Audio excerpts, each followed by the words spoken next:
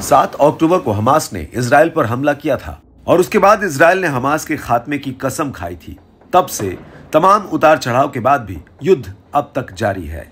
Hamas के हमले के बाद जिस आक्रामक तरीके से इजराइल ने गाजा पट्टी पर हमले करने शुरू किए थे, ऐसा लगा था कि इजराइल जल्द ही युद्ध को अपने मुताबिक अंजाम तक लाने में कामयाब होगा।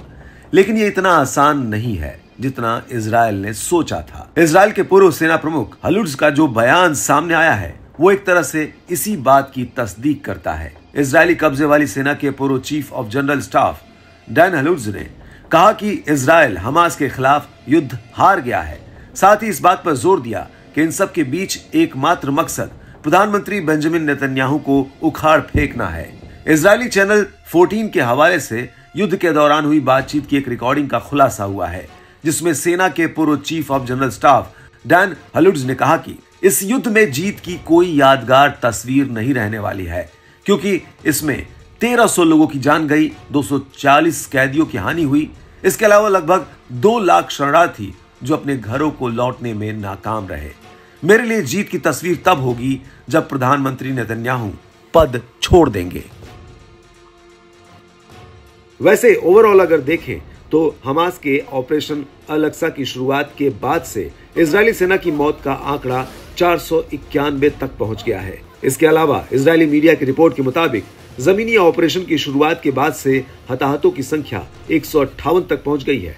हालांकि फिलिस्तीनी मीडिया के मुताबिक नुकसान का आंकड़ा और भी ज्यादा है, जिसे इजरायल खुलकर नहीं बता रहा।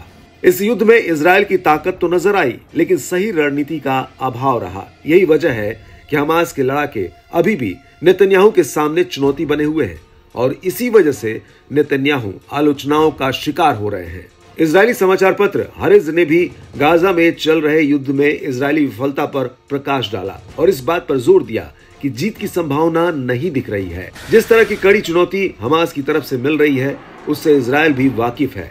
यही वजह है कि हाल ही में नेतन्याहू ने कहा था कि युद्ध जल्द समाप्त होने वाला नहीं है और अब इजरायली आर्मी चीफ हर्जी हवेली ने भी बयान दिया है कि हमास लड़ाकों के साथ चल रहा युद्ध कई महीनों तक चल सकता है। इस समस्या का कोई जादुई समाधान नहीं है। अब ऐसे में सवाल उठने शुरू हो गए हैं कि इजरायल अपनी कमजोर युद्ध नीति से हमास को खत्म करने से कोसों दूर नजर आ रहा है। कसम खाई थी हमास को खत्म करने की और जमींदोज कर दिया गाजा को।